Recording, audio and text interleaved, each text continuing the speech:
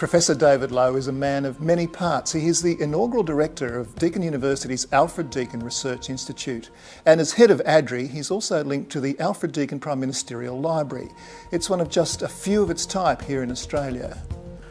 Well, one of the great things about the creation of the Alfred Deakin Research Institute is that it's also closely connected with the Prime Ministerial Library, which bears witness to the legacy of this wonderful man who is the outstanding figure, I think, in the early years and the creation of the Commonwealth of Australia.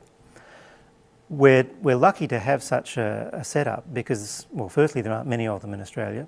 There are libraries and institutes around the names of John Curtin, Bob Hawke and Gough Whitlam, but we're really the fourth. We add to that. All the other ones operate in a slightly independent way. There's no great sense of a network yet, although I'm hopeful that might kick in.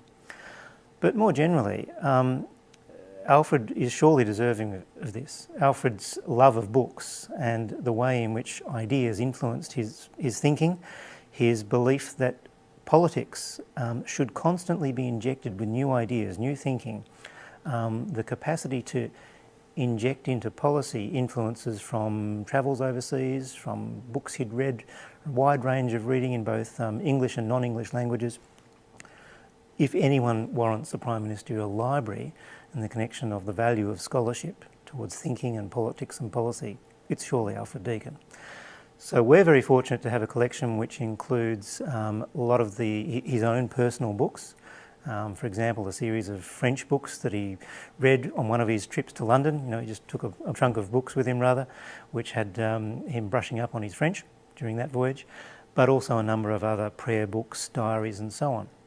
Some of the works of Alfred himself, some of the things that he penned, are jointly held between us and the National Library of Australia. Some of it's been digitised, but not all of it. And that's where this collection remains so valuable. Generally, too, we're incredibly happy to bounce off the legacy of the man because his achievements were just so formidable and so impressive. One of the things I'd love to see, actually, looking forward, is perhaps an even more robust role for things like prime ministerial libraries in Australian life. Because if you look at the US scene, for example, these mega presidential libraries which house entire research programs, provide scholarships to visiting scholars, they're gravitationally pulling in the lives and achievements of others who worked around certain presidents, so they become a kind of gravitational spot for researchers to go to.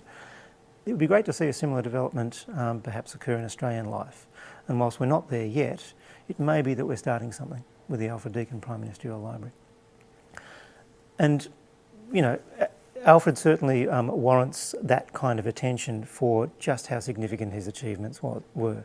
He was not only the second Prime Minister of Australia and Prime Minister 3 times in the first decade, but the legacy of the things that he left behind are still talked about, as some people talk about the so-called Australian settlement, the foundational, the architecture of bureaucracy, of political structures, which saw Australia through much of the 20th century.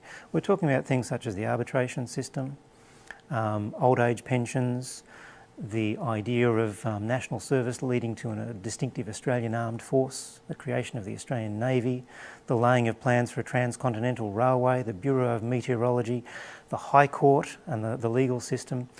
All of these bear the hand of Alfred at work. So his achievements in just laying foundation stones for what happened in Australia as Australia moved beyond this fledgling Commonwealth, this new thing, into growing as a unified country during the 20th century, can't be underestimated. I think Alfred will also be thrilled to know that there's been a research institute named after him, and indeed a university too. He, even in talking to his daughters, for example, always encouraged them to think broadly. He was encouraging his daughters to read non-Christian scripture and non-Christian writings too, whilst of course a Christian man himself. His travels, which took him to places such as the United States and India, before that kind of gravitating move towards England, which so many of his colleagues did as their first journey overseas. Alfred's inclination to see the region as a source of inspiration, ideas, and a necessity for Australians to know just showed that kind of hunger for information, that restless spirit, that restless mind, which is so well captured in the enterprises of a university. So again, I can't think of many other figures after whom a university should better be named. Alfred's journeyings to India are of perhaps special significance for his age and for that time. He was interested in India in multiple ways. One was in irrigation. Alfred drew inspiration from what he saw when he visited India at the end of the 1880s, early 1890s, and also in California, and brought those ideas back and tried to implement them in the state of Victoria here. But it went beyond irrigation too. He was interested in the spirituality he saw at work in India, and he was interested in trying to imagine a future of Australian-Indian relations. In fact, his prediction was that Australia and India should logically develop a relationship that was multifaceted, have all sorts of strands of connections. Now, he was a bit imprecise as to how that would pan out. You can forgive him for that. But he did see, by virtue of geography, by virtue of vigorous societies with keen approaches to spirituality, to thinking about futures of politics, to managing resources and so on, he did see lots of connections that should fall into place as both countries grew. And again, there are very few of that time who came out with that kind of statement. There are very few who travelled to India and commented on it, as opposed to the European mode of thinking where most Australian minds gravitated to in, say, the late 19th century. The other thing about Alfred, which always strikes me, is how unfinished a business he thought the Act of Federation was. He was essentially, I think, an optimist. He saw that the Australian Federation was an ongoing process which needed to be constantly reinvigorated and reinvented.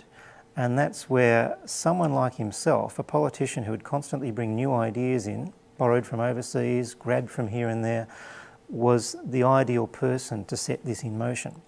So he was an optimist about who would come after him. Even though Alfred couldn't predict things like more recent day innovations such as native title legislation, such was the thinking of the man that I can well believe that he imagined at some stage a more constant degree of policy innovation in relation to Australia's Indigenous population would be factored in to the legal system. He did imagine that the High Court should be constantly revisiting just how well the Constitution was working for Australia. And it's this dialectical approach, if you like, and this kind of assumption of constant reform and progress, which these days you might say slightly old-fashioned nation building, but boy, it was impressive, and geez, did it lay the foundations for what's been a pretty good experiment ever since.